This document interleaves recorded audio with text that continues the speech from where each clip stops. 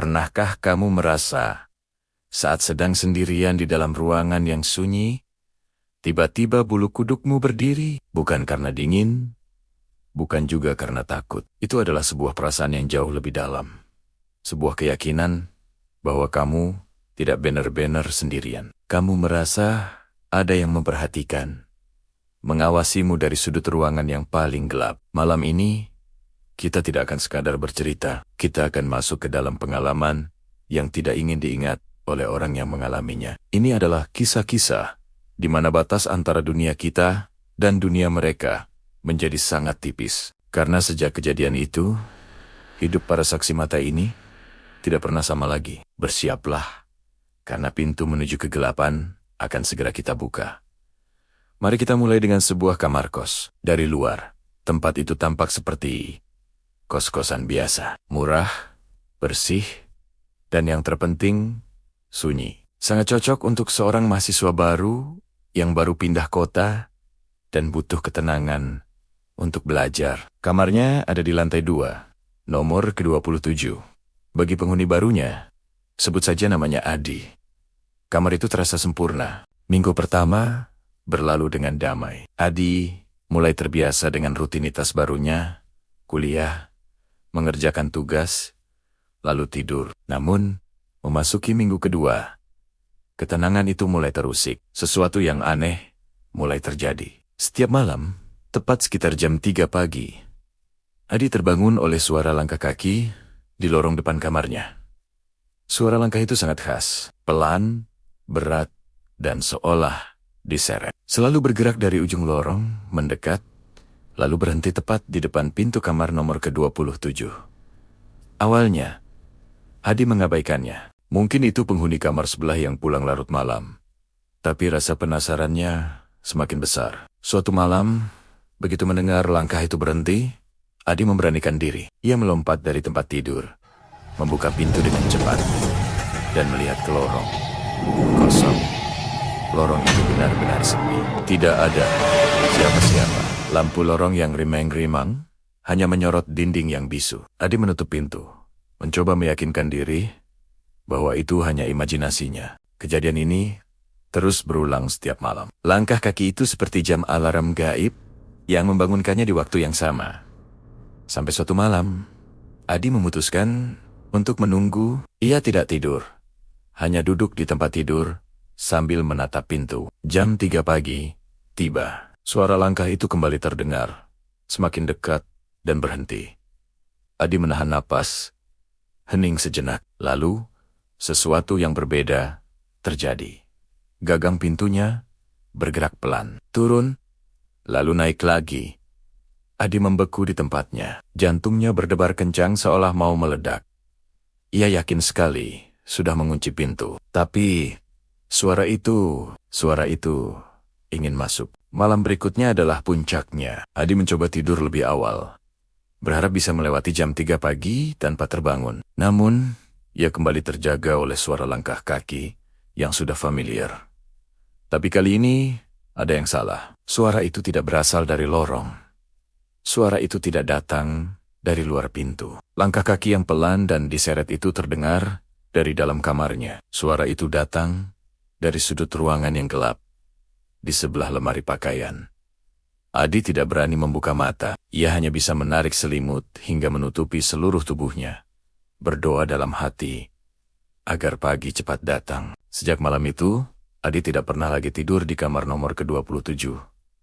Ia pindah keesokan harinya, meninggalkan semua barangnya begitu saja. Kamar itu kembali kosong, menunggu penghuni baru yang tidak tahu apa yang menantinya di jam 3 pagi. Kisah kita selanjutnya datang dari seorang wanita yang punya kebiasaan aneh. Setiap malam sebelum tidur, ia selalu menutup cermin besar di kamar mandinya dengan kain. Teman-temannya sering bertanya mengapa, tapi ia hanya menjawab bahwa ia tidak suka melihat pantulan dirinya di malam hari. Namun, alasan sebenarnya jauh lebih mengerikan. Ia sering merasa saat ia berada di kamar mandi sendirian, ada bayangan yang bergerak cepat di belakangnya, tertangkap oleh pantulan cermin. Bayangan itu hanya sekilas, tapi cukup untuk membuatnya merinding. Baginya, menutup cermin adalah cara untuk menjaga kewarasannya. Suatu malam, karena sangat lelah setelah bekerja seharian, ia lupa melakukan ritualnya. Ia masuk ke kamar mandi untuk mencuci wajah. Saat ia membungkuk di atas wastafel dan membasuh mukanya dengan air, ia merasakan hawa dingin yang aneh di tengkuknya. Perlahan, ia mengangkat kepalanya dan menatap cermin di depannya.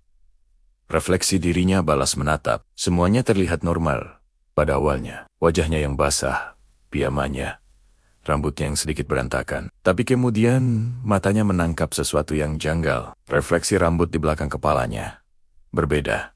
Rambutnya yang seharusnya lurus, di cermin terlihat sedikit ikal dan lebih panjang.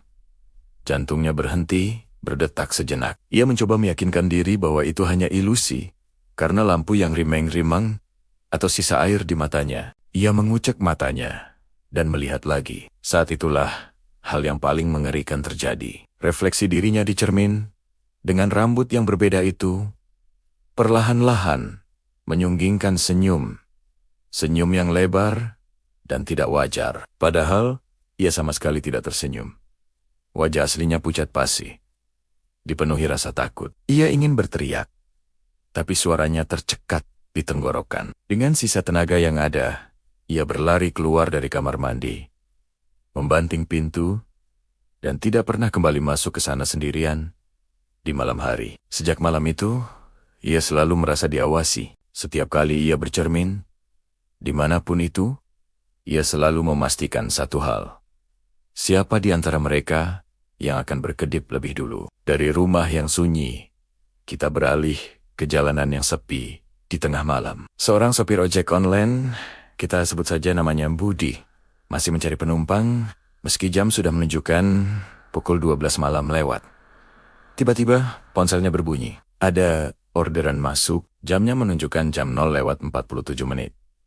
Budi sedikit ragu. Lokasi penjemputannya berada di sebuah jalan lama yang terkenal angker dan jarang sekali dilewati kendaraan pada malam hari. Tapi karena butuh uang, ia menerima orderan itu. Titik penjemputan berada di bawah sebuah pohon beringin besar yang rindang. Sesampainya di sana, Budi melihat seorang wanita sudah menunggu. Ia berpakaian rapi, mengenakan gaun putih panjang, dengan wajah yang sangat pucat, seolah tidak dialiri darah. Wanita itu naik ke motor tanpa banyak bicara. Budi memberikan helm, dan motor pun melaju membelah keheningan malam. Anehnya, sepanjang perjalanan, wanita itu benar-benar diam. Tidak ada sepatah kata pun yang keluar dari mulutnya. Budi mencoba memulai percakapan, menanyakan tujuan pastinya.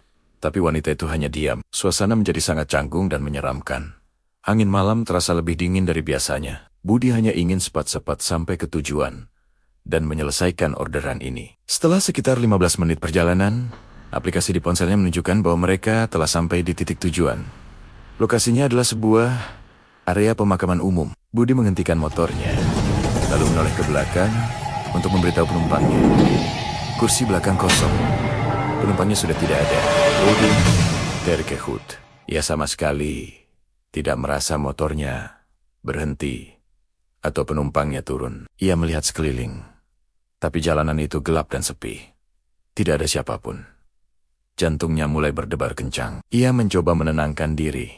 Mungkin penumpangnya sudah turun saat ia tidak sadar. Tapi kemudian, ia menyentuh helm yang tadi dipakai wanita itu. Helm itu terasa basah dan sangat dingin, seolah baru saja direndam dalam air es. Bulu kuduknya langsung berdiri. Dengan tangan gemetar, Budi memeriksa aplikasi di ponselnya untuk melihat riwayat perjalanan. Orderan tadi tidak ada.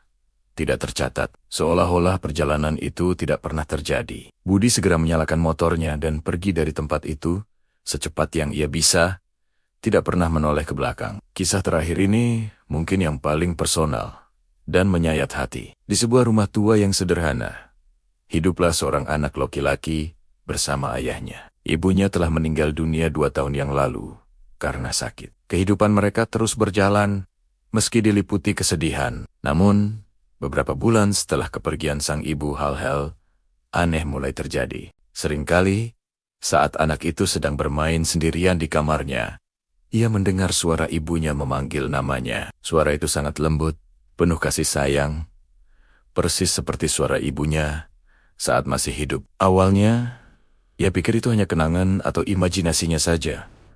Ayahnya pun tidak pernah mendengarnya, tapi suara panggilan itu semakin sering terdengar. "Nak, sini sama ibu." Begitu panggilnya dari arah dapur atau ruang keluarga. Anak itu, yang sangat merindukan ibunya, seringkali berlari mencari sumber suara. Tapi ia tidak pernah menemukan siapa-siapa. Ayahnya selalu menasihatinya untuk tidak menjawab panggilan itu. "Kalau kamu dengar suara ibu, jangan dijawab, ya, diam saja," kata ayahnya dengan wajah cemas. Anak itu mengangguk. Meski ia tidak mengerti kenapa, kerinduannya pada sang ibu begitu besar. Suatu sore, saat ayahnya sedang tidak di rumah, suara itu kembali memanggil. Kali ini terdengar sangat dekat, seolah ibunya berada di balik pintu kamarnya. "Sayang, ibu di sini? Kamu di mana?" Anak itu tidak tahan lagi. Dengan berlinang air mata, ia menjawab, "Ibu, aku di sini." Di kamar, hening sejenak. Tidak ada jawaban. Tidak ada suara pintu terbuka. Hanya keheningan yang mencekam. Anak itu menunggu. Tapi ibunya tidak pernah muncul. Sejak hari itu, sejak ia menjawab panggilan itu, semuanya berubah. Suara panggilan itu tidak pernah berhenti. Terdengar di siang hari, di malam hari. Bahkan saat ia sedang berada di sekolah, suara itu terus memanggil namanya. Lagi dan lagi. Tanpa henti. Yang lebih menakutkan adalah suara itu kini juga terdengar oleh ayahnya. Bahkan saat rumah itu kosong, tetangga sering mendengar suara seorang wanita memanggil nama anak itu dari dalam rumah. Suara itu terperangkap di sana. Sebuah gema dari kerinduan yang salah sasaran, menunggu jawaban yang seharusnya tidak pernah diberikan. Apa yang membuat kisah-kisah ini begitu mengerikan? Bukan karena penampakan hantu yang menyeramkan, atau serangan fisik yang tiba-tiba. Bukan itu. Kisah-kisah ini menakutkan. Karena satu hal, mereka terasa begitu nyata dan dekat. Mereka tidak berteriak, tidak melompat untuk mengejutkanmu. Mereka hanya hadir. Mereka ada di sudut matamu. Dalam suara langkah, di lorong yang sepi, dalam refleksi di cermin, dalam panggilan yang seharusnya tidak ada. Mereka hadir dalam hal-hal yang paling biasa dalam hidup kita, mengubah keamanan menjadi ketakutan. Mereka menunggu kita menyadari kehadiran mereka, dan saat kita menyadarinya, saat itulah teror yang sesungguhnya dimulai. Dunia ini tidak hanya berisi apa yang bisa kita lihat dengan mata telanjang. Mungkin ada lapisan lain yang eksis bersama kita, sebuah dimensi yang lebih sunyi, lebih gelap, dan jauh lebih dekat dari yang kita kira. Mungkin makhluk-makhluk dari dunia lain itu tidak selalu punya niat jahat. Mungkin mereka tidak ingin menakuti kita. Mungkin, seperti kita, mereka hanya kesepian. Mungkin mereka hanya ingin diakui. Ingin kita tahu bahwa mereka masih ada di sini, di antara kita. Tapi, pertanyaannya sekarang adalah, jika malam ini kamu sedang sendirian, dan tiba-tiba merasakan hawa dingin di tengkukmu, atau merasa ada yang memperhatikan dari kegelapan, apakah kamu cukup berani untuk menoleh? Jika kamu suka dengan kisah gaib dan cerita misteri malam hari seperti ini, jangan lupa untuk like video ini dan subscribe channel Infonix. Tulis di kolom komentar, kisah mana yang paling sukses membuatmu merinding? Apakah kamar kos nomor 27, bayangan di cermin, penumpang terakhir, atau suara yang meniru? Bagikan juga pengalamanmu jika pernah mengalaminya. Dan ingat, satu hal, jangan pernah dengarkan cerita ini sendirian di tengah malam. Sampai jumpa di kisah selanjutnya. Tetap waspada.